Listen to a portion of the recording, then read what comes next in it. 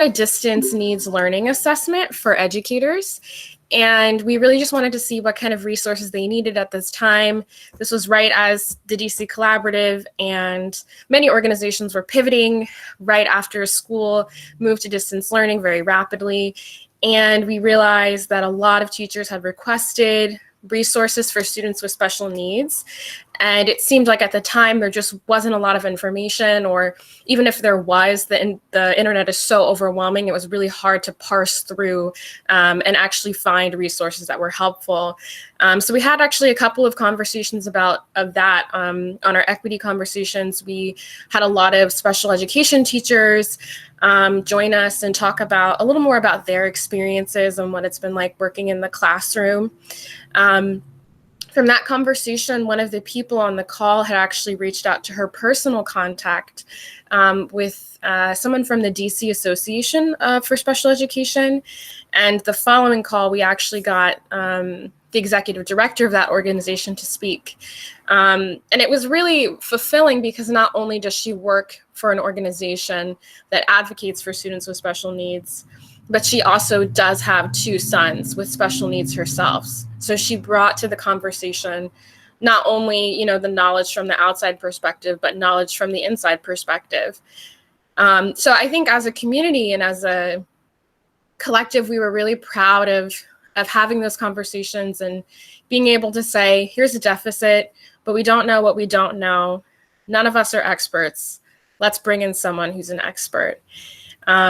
We've also touched on the digital divide as well, the differences and the disparities between students' access to technology and the ways that is proving to be really challenging. But I wanted to take this meeting to be sort of a check base for the community. I wanted to give people the opportunity to speak who maybe haven't been able to join these calls before or haven't been able to speak. And I really wanted to hear from the community to see where we want these conversations to go next.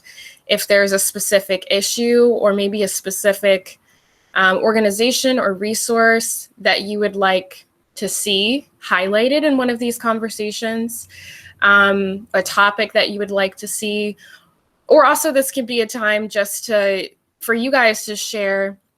I know many of you are on the ground running as well with your respective organizations and schools. I wanted to see if you've had any personal experiences with inequities in distance learning. So I just wanted this to be a checkpoint and a way for the community to input what they want out of these conversations. So if anyone would like to share any resources or topics they don't know a lot about but would want to learn, or any inequities that they have seen themselves in their work, please feel free to share.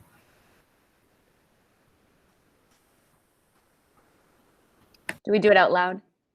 Is that okay? Yeah. I'm Rebecca, and I think, so I've been lucky, the network I'm in, like we've made a big effort to make sure all students get Chromebooks. Like they were supposed to take them home the last day of school, but you know, a lot of students weren't there. So then it was a matter of like, then they could pick them up for a few days and then the school totally closed. And so then they've been getting sent out to families who need them. So the digital divide like shouldn't be there so much, except for, of course, getting like internet hooked up for some people. But I've found that the inequities and all of that is more around like what else each family is dealing with. And a lot of the families that struggled the most throughout the year are also the ones that are just completely MIA. And like, it's hard because technically I think they have the Chromebook and, you know, technically like Comcast or whatever is providing the free internet, but we just can't really get a hold of certain families, or whatever else is going on in their life makes it hard to get the kids just like on or to do the assignments. And so my team and I are finding like, we don't want to be harassing families. On the other hand, like this is like months without learning for some kids and we want to support them. So it's like, they're under so much pressure with having the kids there constantly. So like, let us help you, you know, just like get them on and then we'll take care of the rest. But it's hard. So I think, and also like my network, it's great. Like we have relief funds for families and we can nominate them. But some of these families, I'm just assuming they're in need, but I don't even really know what's going on because like they're not really responding to me. So that's hard. And then I think like inconsistency with kids. But I reminded myself this morning because I get worried when they're not on Zoom, when they've been on Zoom. And then I remember, well, in a regular school day, you know, like kids will be absent and it's similar. But I think just each family is dealing with a whole lot of things, and some of them are open about it and some are not. And so it's just like feels hard to support from afar.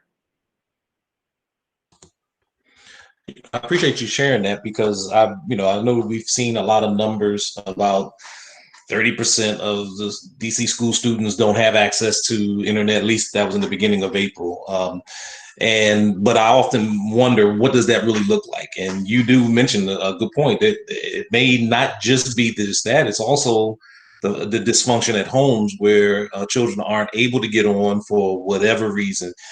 So I would love to even get more.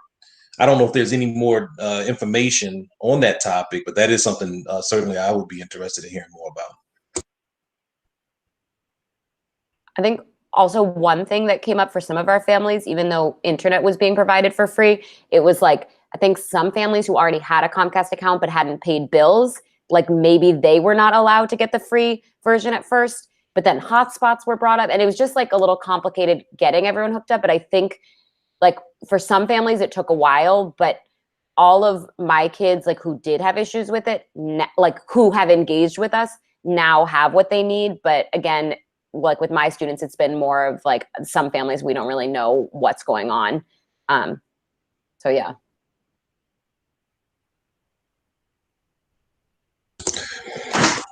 Well, I think if I can bring up something that I would like to get more information about is even the impact that this is having on children of homeless families. I do some partnership and some work with the Homeless Children Playtime Project. So they provide me with some information, and perhaps maybe somehow they can join us one day to talk about how they're dealing with all of this in that capacity. I was supposed to be doing some classes for them prior to the shelter in place. And so we've had to put that on hold for now. But I think that's another area of equity that we can look into is the children of the homeless children, because there's far more homeless children than there are homeless adults, only generally because sometimes parents have more than one child, from what they were telling me. So.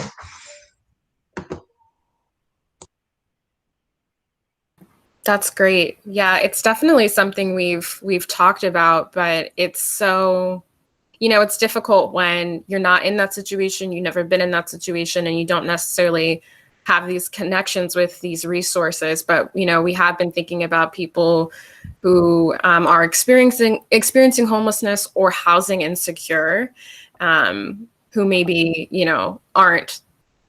don't fit this definition of homelessness that people think about, but maybe it looks like them couch surfing and not having a consistent place to stay.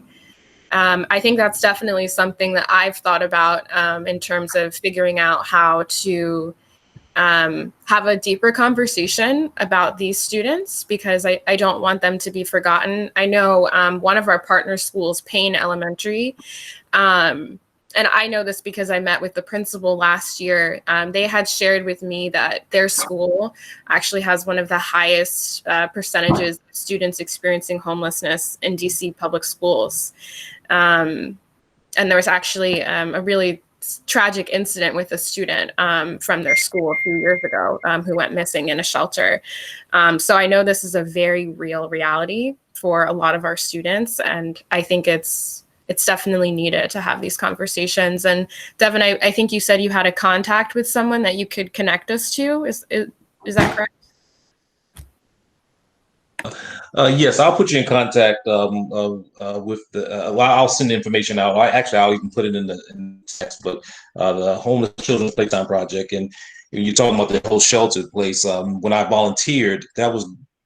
I don't know. I'm sure people have heard of Relisha Rudd, who was at the time 8-year-old who was missing. Yep. I don't know if that's who you were referring to. Yeah. But she was one of the children that was in the class that I was in. That my music class that I would come to. So I would. That's real personal for us. But this was back when they were at DC General Hospital. But I will absolutely put that in there. And I saw someone say that her brother was in your class, Rebecca. Okay. Okay, yeah. So I'll put their information in the chat. I also, yeah, I think it would be awesome to learn. I don't know, like, I guess I don't know what we would get. Like, I want to be hopeful about it, but I'm curious what like an expert would say to do, but I definitely am feeling that. Like, one of our families who was already like attendance not good, you know, mom would be really inconsistent, and then we found out right at the start of this that they're in a homeless shelter, and so then they've been like even more MIA than normal. And like, I got the address of the shelter, so supposedly Chromebooks were sent there, but don't know if they ever received them. And I know early on they were also like saying that the food was running low there and things like that. Another thing in terms of like unstable housing, and I don't know if this is necessarily fits in that category, but I think it's also just what families are dealing with during this time. Is like some of my kids will kind of hop between houses, not because they don't have a home, but because of just like, I think, childcare and parents needing them to go to different places. And so, sorry, my husband's making coffee if you hear that. So, so it'll be like, they're not on because they're like, oh, I don't have my Chromebook, I'm at my uncle's, which some of that is, I'm just like, just bring your learning materials everywhere. But I think for some of our kids, it's not consistent where they're going to be at any point. And I don't know that they're necessarily unhappy about it. Like, I think some of them think it's fun, like, oh, I'm with my cousins now, but just like that is still a barrier to the consistency of learning right now.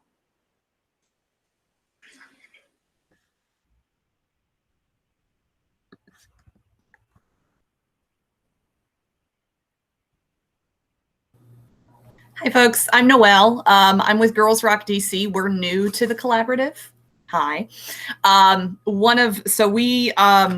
We do after-school music education programs, and we also do workshops. And our biggest program is a summer camp. So we're working on transitioning that to be all virtual right now. But we've been surveying our camper families to get a sense of what kind of resources they do have access to and what ways in which we can build the program so that it is more accessible. And one of the things that we've been hearing is from folks that do have access to a computer and internet in a home or the place that they're living, they don't have it all the time. Like, they're sharing that computer with other family members, or a parent or caregiver is using it for work and the child is using it for school sometimes. So being able to provide learning resources that are pretty much entirely asynchronous is something that we're working on. And I'm curious if that's something that others are focusing on as well.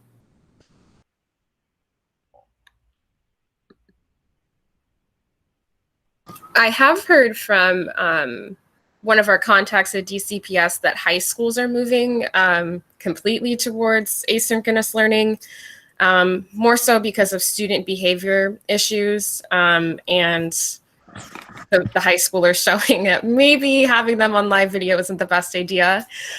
So I know the high schoolers are moving towards asynchronous learning, but does anyone else have any experience with asynchronous learning or want to share what their school is doing or organization? Yeah, sorry, I'm just trying to navigate Google Meets. I'm not used to this, and now I just see my face. But we do, if I'm understanding correctly, I assume asynchronous means like it's available later, not live. Assume so. We do live lessons at certain times, but we always record those lessons, so they're also available on Google Classroom. Some grades put them on YouTube, so it's like Google Classroom, YouTube, and Facebook accounts for the different grade levels. Nice. So yeah, basically there's an option. I have to say that I'm not sure how much my students who miss the live lessons actually watch the videos, but some of them definitely do the assignments even when they're not on the live lesson. So the way my network is doing it is that we're kind of, in terms of tracking engagement, we are looking at like points of engagement. So if a student does an online learning program, like that counts as a point of engagement. If they go to a community event, like we have launch and landing, that counts as engagement. If they complete an assignment, that counts as engagement. Or if they show up to a live Zoom lesson, that counts as engagement.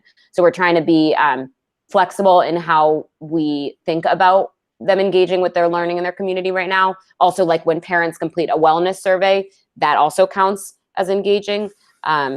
so that's kind of how we're doing it. So it's kind of like a lot of different options for people based on what they can access.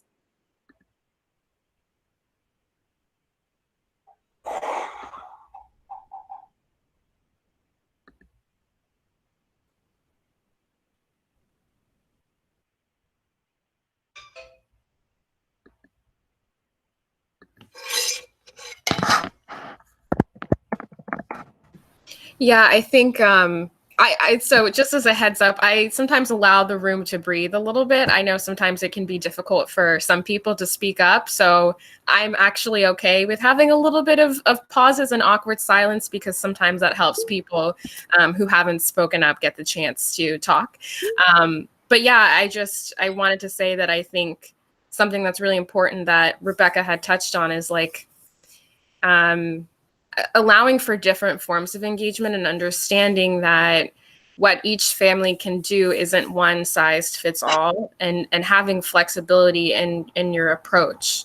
And it kind of actually touches on something that the collaborative had discussed in one of our internal meetings yesterday, was just like, I think in this time of distance learning and social, quarantining, there's this productivity push, this idea that, this is the new normal and that we should be just as productive and just as efficient as we were under normal circumstances. But, understanding that, well, that's not the case, because this isn't normal. This situation that we're in isn't normal. It isn't okay.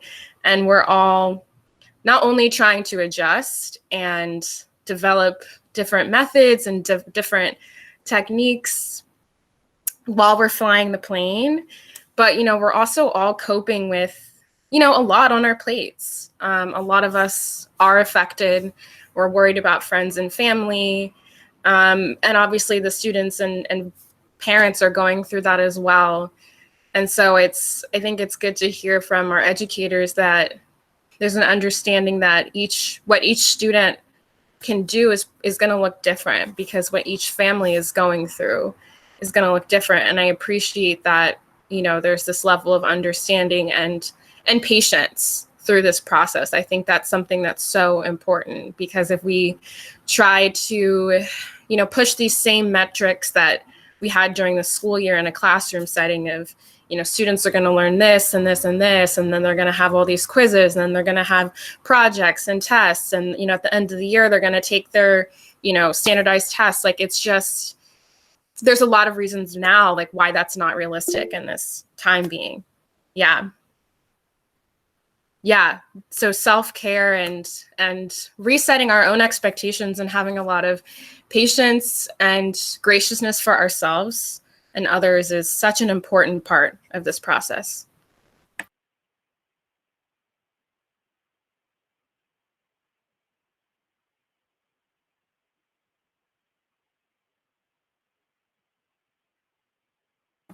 Hi, Eva. Thanks for joining. I just saw your message in the chat. Are there any other issues or topics that come to mind in terms of distance learning, in terms of inequities, or maybe just a session you would like to join? I know there's a lot of information out there and there's a lot of different curated topics, but again, I'm just curious if there's like a specific session or topic, something that would pique your interest, something that you would want to see from the collaborative, because we're pretty open and we have a really large network of people that we work with. And, we'd like to be able to, reflect what the community wants and needs.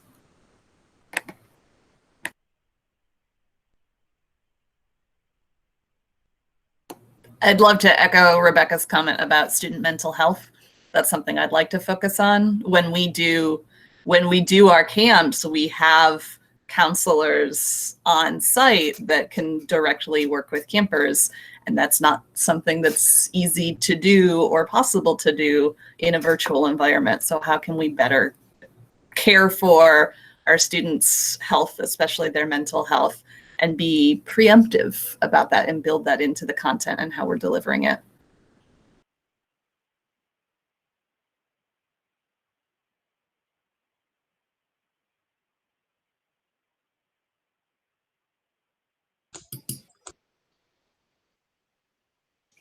I wanted to take a moment to say that just not to get like pitchy or anything, but we have a music therapist that's joining us Thursday afternoon for Teacher Appreciation Week.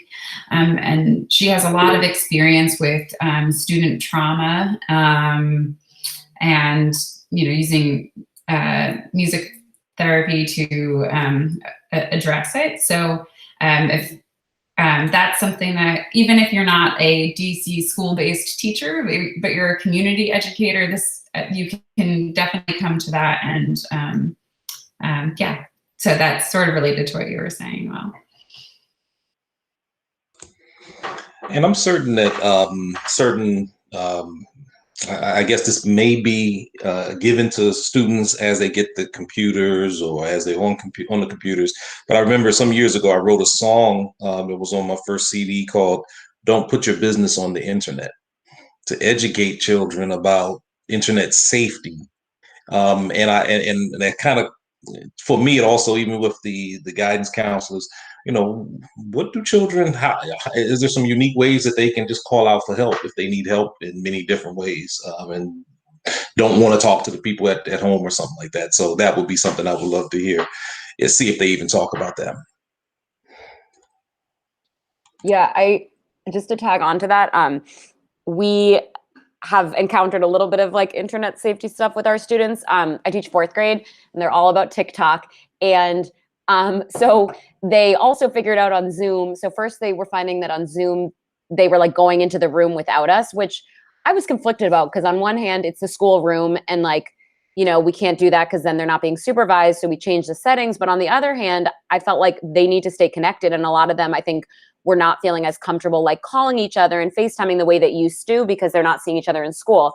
And some of them were lonely. But then we had to, I guess the school wanted us to shut that down, which I understand. But then my co-teacher saw that on TikTok, some of them were posting videos with private Zoom rooms, which one meant that they were creating Zoom rooms, which again, they were with friends, maybe that's okay. But also they've got strangers on TikTok that could see the Zoom room, which is definitely disturbing. So it's tricky because like we had a parent meeting just about a bunch of things, fourth grade did, and we mentioned that because we were like, parents, we just want to make sure you're aware, but we don't want to act like we're trying to tell them how to parent their kids. So it's complicated. But like, that's scary. And like, but we can't control what they're doing on there. And so that's one thing. And then I also, another thing I'd love to talk about is related to like trauma informed and SEL stuff. And mental health, but like we added like a community meeting time in the afternoon just because that's really important to me. And I'm like, I think that's what they need. And so I've been following the responsive classroom approach of like the 4 components, but I just sometimes feel like I could be doing things that are more suited to like what they actually need and what they're feeling at different points. And so I'm trying, but like, I just love more ideas about what would be really relevant for them right now. And I think another thing that's hard with students is like, some of them were receiving mental health services. And then now, like my school is still doing that for the ones that are accessible, but the kids who aren't, they're not getting it. And I think it's like, there's only so much we can say to support kids. Like at the end of the day, this still sucks for them. And like a lot of them just want to go back to school. And then for kids who have already experienced a lot of trauma and like loss and change this year, I think it's really hard. So we'll stop talking now. Yeah, you all bring up good points. And something I think about is, Rebecca, you were saying you have students who receive mental health services typically when school was in session. But it's like, what if you're in a kind of situation where like, you have a family that's toxic, right? And what if your mental health sessions in school gave you that opportunity to talk about, what's going on at home? But how can you do that now if you're at the home with your parents? Like you probably don't have that private space. So I really think about those kids and like, how can we find this way to, ultimately, like, if there's no private room, if it's not a big enough space, it's going to look much different. But how are these students going to be engaged, and how are ways that like we can kind of, like you were saying, like engage them on their emotions and help them cope?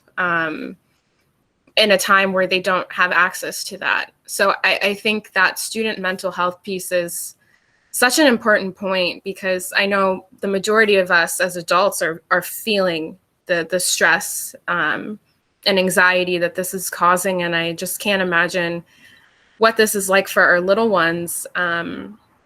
So definitely, I agree with all of you on mental health needing to be a priority, and we'll definitely look into having a more curated session on that as well.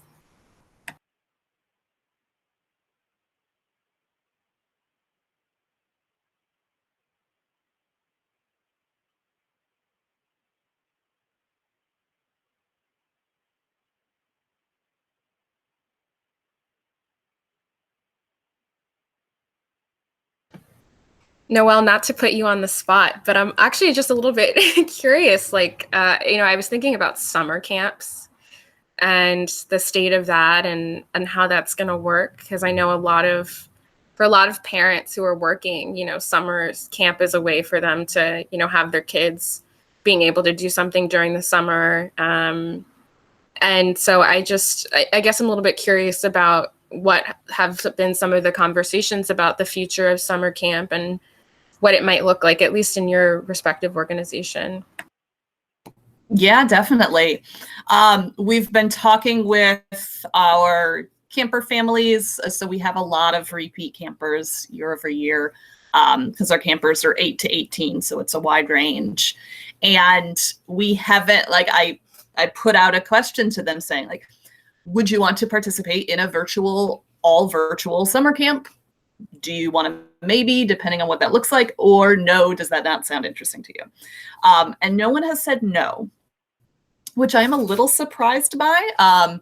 But what camper families have been saying is that, like, we definitely need something that campers can look forward to, that's not school, and that's something where they'll be able to be in a space where they can be in some kind of community with friends and with people who care about the same thing, care about creating music.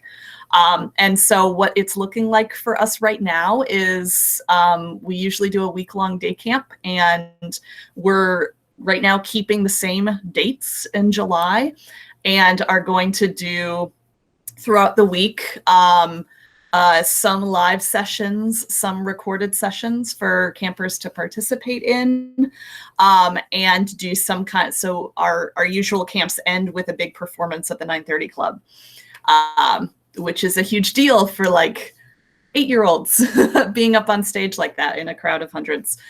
So we're trying to find some way to do an online performance where they can still participate in a similar kind of way. But I've been talking with other music camps and other summer camps around the country about how they're transitioning their content, and there are a lot of different ways that they're doing it right now. One of our big concerns is what kind of platform we're going to use that's going to be secure enough for young folks, is going to be accessible enough, especially for folks who don't have as much internet literacy, and is going to be able to meet all of the specific needs we need, which is live sessions, recorded sessions, small groups, and collaborative music making tools.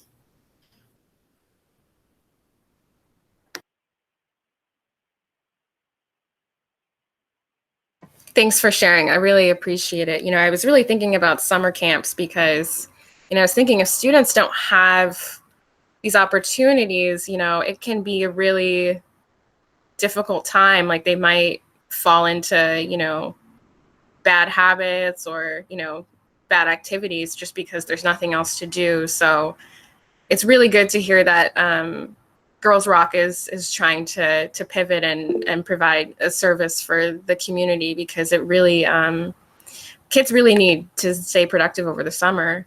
I see there's a conversation going on in the chat about cafeteria workers, bus drivers, custodian workers. Yes. Yeah, that is a good point. Devin, we work with probably about 10 or so transportation companies through the DC Collaborative, and we met with the owners of the companies back in April, I would say. We just wanted to check base with them because, you know, these are family-owned businesses, very small family operations, and we were worried about them. As of April, most of them seemed like they were doing okay, not great. One of them expressed like they might have to close their business, but the rest seemed like they had enough overhead to keep them afloat. But I do feel for the drivers specifically. It's one thing for the bus company to stay up and running, but for the bus drivers and custodian workers, you're right. Like these people probably work hourly, and who knows what's going on. I think that's a good point. Does anyone have any more insight? If anyone who works in a school setting, does anyone have any contact with some of the cafeteria workers or the custodians? It's probably different for me because I'm at a charter school and we have our own building. But with Rocketship, they have kept everyone on payroll for like, at first it wasn't sure if like hourly, there was something about like ending April, whatever, but then it was changed to like the whole year. So that's been really great. I don't know what that looks like, you know, if this continues, but I think hourly employees have been given other jobs, other tasks, because they can't do a lot of what they would normally do. And Rocketship has this thing called Care Corps, which is like we send out this weekly wellness survey. Getting families to do it is kind of hard, but that's to link people to resources. So I think a lot of the hourly employees are like tasked with that and like doing outreach to families, things like that. But yeah, I don't know in the regular public school system what that's looking like.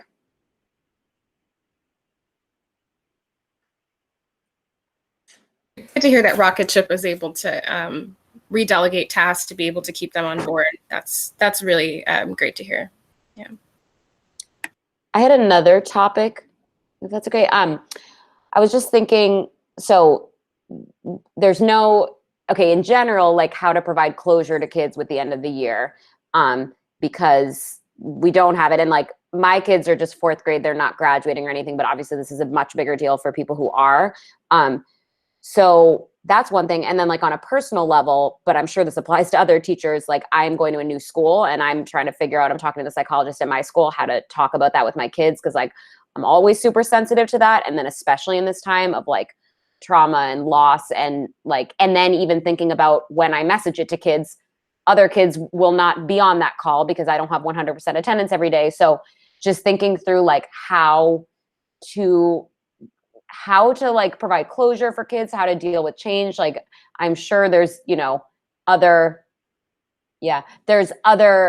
obviously other teachers in schools in my school and others that like are not returning to that school, and there's going to be some change. And how do we support kids with that? And then I think about how I still don't really understand why the mayor ended the school year early. I don't know if more context was ever provided for that, but I know Rocketship ended up deciding to just do our regular time, which I'm glad about. So we have until like mid-June or like June 12th or something.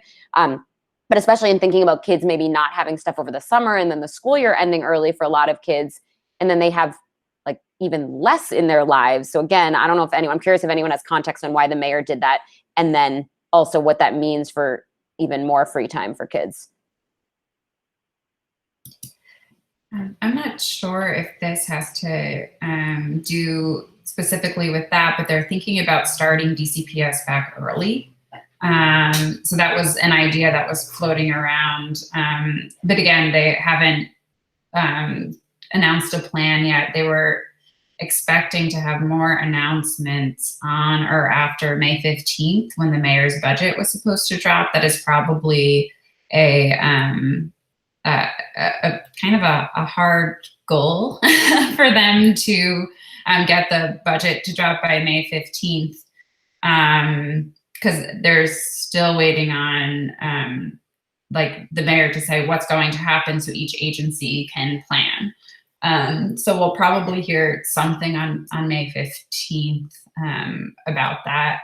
I also, and not to break up this conversation, does anyone else have any insight into the DCPS decision to end early? I just saw Karen Brown's message in the chat about PTOs. And I wanted to give Karen, I wanted to give you the floor to talk as far as like an umbrella parent-teacher organization. I know the national PTA is over in Alexandria. Actually, a former intern is a fellow there right now, so we can get someone from national to come on and talk. As far as I know, with the DC PTOs, it's not exactly. There aren't robust PTAs everywhere in the city, and I think that speaks to the equity issues a little bit. But Karen, if you want to give more context to your question, that would be great. Thank you. Oh, Karen, I think you accidentally muted yourself. Oh, I did. Sorry. My mouse was over it. Sorry. Good morning, everyone. I appreciate the floor, but I actually don't have a lot of contact with PTAs or PTOs. And, but I know that there are some strong ones, but I also know some of the schools that I go to for various organizations don't have active PTOs. So I just wondered, it might be if we could find one or two presidents or someone that's a part of a PTO that's active, it might help us have a window into what's happening with families and parents, just from another perspective. We're all able to bring what we're learning, but it might be another perspective. That's it.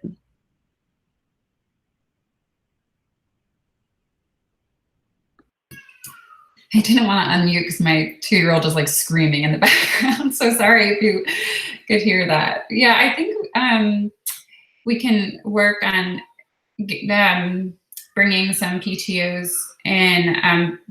Like Clarissa, you might have more insight into this. The last time, I mean, a few years ago, I met the president from the Cardozo PTO, but I think maybe through some of our key communicators, we might be able to survey them or ask a few.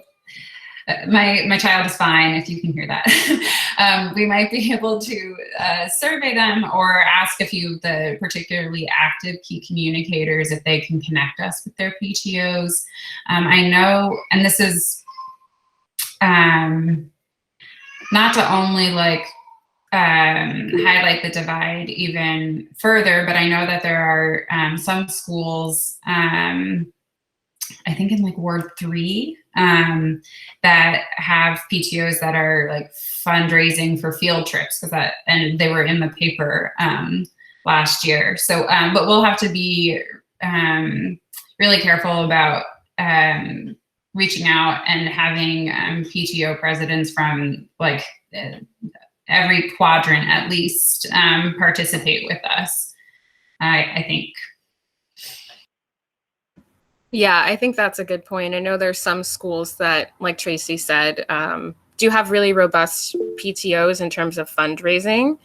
So definitely just keeping in mind like the different economic disparities and wanting to have representations from, you know, parents of all socioeconomic statuses, hopefully, because what people who, you know, are more financially affluent are going through is going to be different than people who aren't in this time. Yeah, I wanted to circle back on this lack of closure because I think it's something that's bothering a lot of us, and especially our students. You know, I see on social media about all the college graduates or the high school graduates who don't get to have that moment where they walk across the stage. I think about how, you know, abruptly the decision was made, and, you know, maybe some students even really get to say goodbye to their friends, you know, for the rest of the school year. So that lack of closure really sits with me because as an adult, I think it's really difficult to deal with our lives being put on halt and not being able to see through these accomplishments and celebrations that we were working so hard towards. But I imagine for our students, it's probably just as difficult, if not more. I'm just wondering, you know, what we could do to address this lack of closure, or, you know, ways that we can not really replace, but, you know, virtual ceremonies or virtual celebrations, like pivoting and trying to find a way to celebrate these accomplishments, celebrating the fifth graders who are moving up into a new school. But yeah, if anyone has any other thoughts on that, on lack of closure, I know Devin, you shared something in the chat about your niece's school shutting down, which is really awful.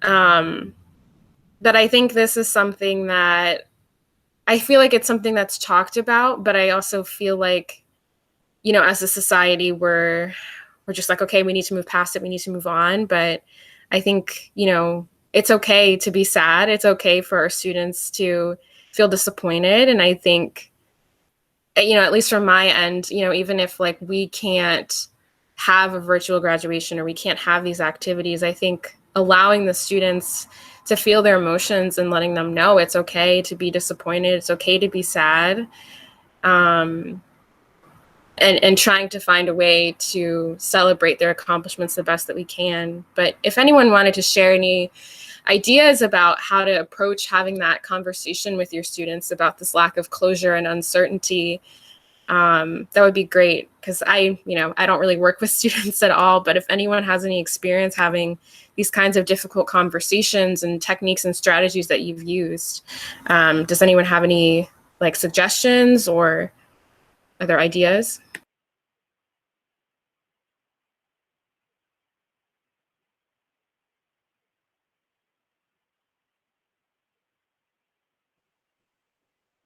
I don't, and I want to hear more from the psychologist in my school, but I told her about how I was thinking about this, and she was like, oh, she briefly told a few ideas. So I'll share those now, but I'm going to know more once I talk with her more. But she was saying something about like, you could do like a group project together, like something to kind of like close out. And this was specifically because I was talking about telling my kids about leaving, but I think like this could apply to any class. So she was saying something about like a project and memories, and I need more specifics from her, but she did emphasize that like the worst thing to do is to just like tell kids at the like last week without any time to process. And so like she was saying definitely sooner rather than later, which I think in some ways maybe that's different than during the school year. Like I've never told kids like the last week, but I also have felt like it's a balancing act because you don't want to tell them too early during the regular school year and like make things go crazy. But with this, I think everything is already in kind of such shambles. And so I think maybe it matters more. And also thinking about how kids will process at different times and how kids tune into the learning at different times. So it maybe needs to be more of an extended thing. But I can definitely, if like next time we meet or whatever, I can share out what I find out from her.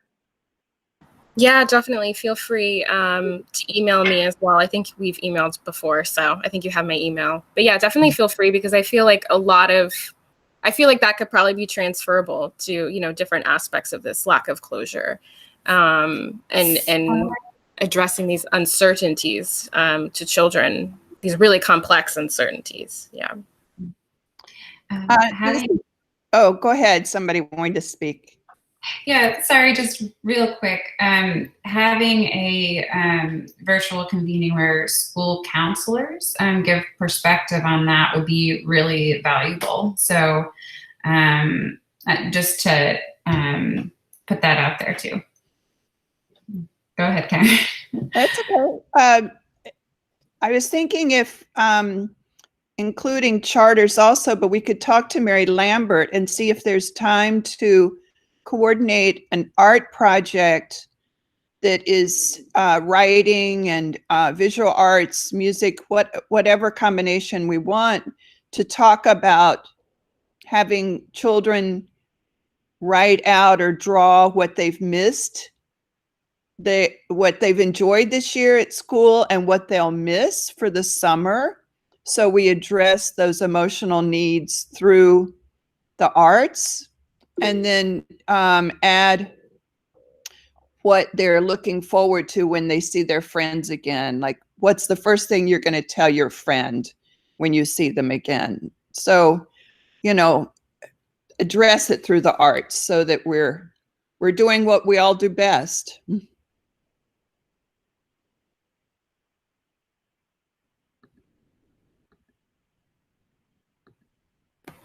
Yeah, I love that idea, Karen. I think it would be great if we could get, if it could be a project amongst different schools and some of the charter schools as well. But I think, yeah, you touched on just, I guess, you know, in a way, like that project is a way for us to create an open space with our students and say, you know, what do you miss? Acknowledging that, again, like they're probably disappointed, they're sad, they're hurt, they're confused, they're angry, and giving them a vessel to say, well, this is all the things that I miss. I didn't get to go to, you know, prom, or I didn't get to, you know, do this. I didn't get to have my field day. I didn't get to have this.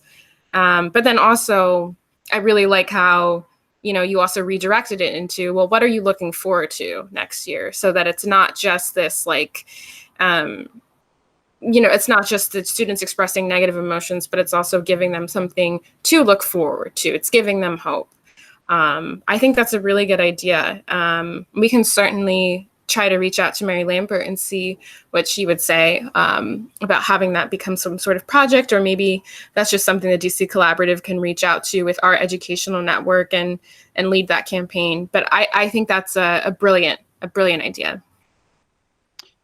This is Karen again. We could also think about directing them, and I love the word open that you used, but give them some options of making a sign that they can take to school for the first day, or we could even incorporate it into our teacher appreciation ideas and make a sign in your window about what you miss about your friends, or what you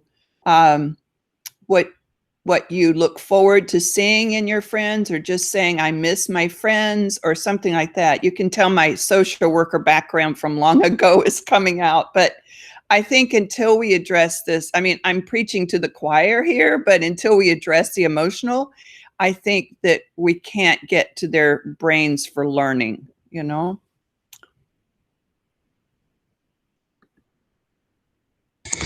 And I think also this can be a teachable moment, definitely for some of the older students, but even for some of the younger ones, that what we're experiencing here is, we hope, is temporary, but in other places in the world, they don't even have these opportunities. And so that we can at least can empathize with other students, and perhaps they can start, we can start, or whoever can start some type of pen pal exchange where they will communicate with other students around the world, um, and have a real, you know, a real conversation about what both are going through in that regard.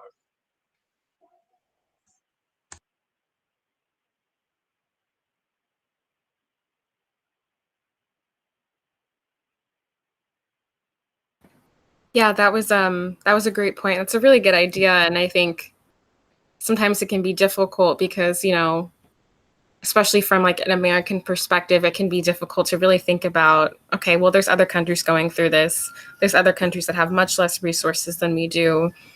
And you're right. I hope this can be an opportunity for our students to foster like a deeper empathy for others during this time, and for themselves as well. And touching back to what Karen said, the emotional piece is so critical. And I think that's why we all, you know, are in this conversation. You know, obviously most of us, all of us care about the arts, and the arts is such a way for us to express our emotions. And, you know, it makes sense that we acknowledge that the emotional piece of this work is so important right now. So I'm just really appreciative and really grateful to have all of you in this space today, just to share. Let's see, there's a comment.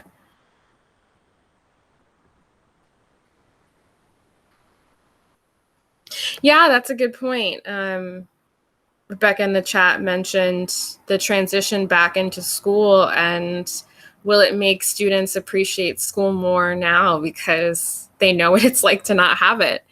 I think that is a good point. I think the transition phase is going to be difficult, getting back into like a more established routine. I know for me, like my routine is like just completely different. And I just know whenever we have to go back to like commuting and going into the office, I'm like, oh my gosh, you mean I have to get up at 6 a.m. every day? I don't want to go back in a way. But yeah, definitely that transition is going to be difficult for students. But I think you're right, Rebecca, and that maybe this, on the bright side, this could be an opportunity for students to really understand how important school is. It's not just this place that you go to every day. It's not just this place where, you take quizzes and tests and, it's a place for community. It's a place hopefully filled with love, filled with friends, filled with fun. And it is really important. I wanted to just again give any space for anyone who hasn't gotten a chance to share or wanted to share something that's been on their mind. We have a couple of minutes left, but I just want to make sure everyone's voice was heard.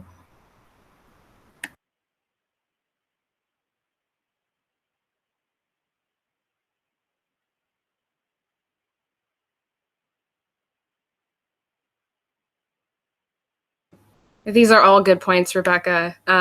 It kind of reminds me when we had our equity chat with the DC Association for Special Education.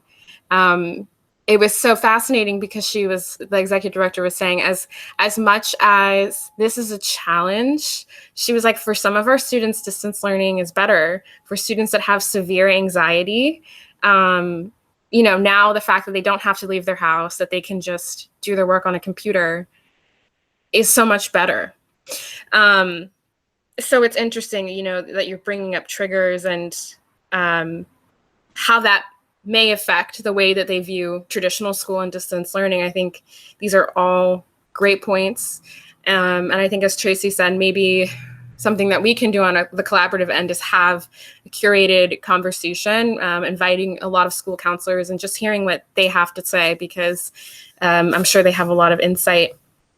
So I think we have a lot of really great ideas for our next equity conversations. Like I said, I'm really excited, and I wanted to get everyone's input and really listen to the community and figure out what you guys wanted. So I think we have a lot of really great ideas to come, and so we will just update you when we have these sessions booked and experts speaking on the subject. But I wanted to say thank you to everyone for your time and for your input. And if everyone is finished with sharing, we'll see you next time. So just keep a lookout for our emails. I also wanted to say thank you to Devin for sharing a contact with us. If you know, like the counselor at Rebecca's school, or if you know someone who might be able to contribute to one of these topics that we've discussed, please let us know. That will help a lot. Even we might even ask you to e-intro us rather than just having us do like a cold call, like email type of thing. Also, it is Teacher Appreciation Week, and we have a few teachers on the phone. So Rebecca, Heather, I'm not sure who's on the phone call, but happy Teacher Appreciation Week. We have some things going on. We're doing teacher spotlights that come out every day at noon on our social media channels. And we also are doing a window gallery project. That was Karen's idea. So the collaborative is posting any of the people who send in their window art at 10:30 and 3:30 every day. And then we have that happy hour for educators on Thursday. The first half will be a music therapy session. She's going to do some mindfulness work, and then we're going to just have our favorite beverages and snacks, and just for the last half hour, just kind of have a more open discussion. So just wanted to give that update too. So yeah, Heather and Rebecca, thank you for all that you do. And I feel like you guys need kudos now more than ever. Like I've always known teachers are superheroes, but like this year especially. So thank you so much.